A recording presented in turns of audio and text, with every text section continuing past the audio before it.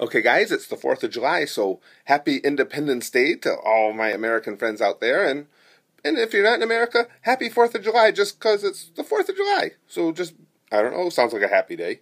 So anyway, I thought for Independence Day I would do something, a joke that is just like total douchebaggery, but speaks of love for one's country. So it seems the FBI has a position for a new agent. So they call in 3 guys to interview for the spot, and the first guy comes into the interview room, and the interviewer says, all right, he says, young man, he says, we need to get to know a little bit about you. Some of the important facts that we need to know are, A, do you love your country? The young man goes, yeah, absolutely. He says, okay, B, do you love your wife? He goes, well, certainly I love my wife. He says, well, then we have a little test for you. He puts a gun down on the table. He says, your wife is in the next room. He says, I need you to go in there and kill her. He said, to prove that you love your country more than anything.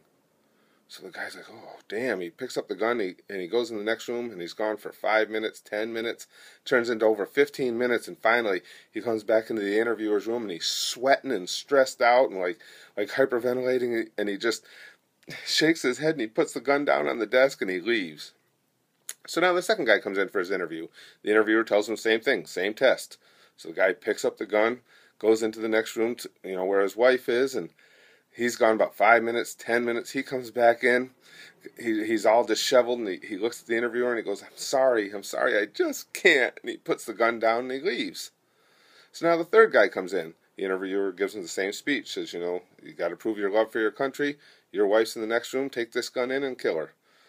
So the guy goes into the next room, and all of a sudden the interviewer hears bang, bang, bang, bang, bang, bang, rapid fire, shots fired, and then he hears this crashing and banging and smashing around and screaming and yelling and all kinds of mayhem, and finally the sound stops.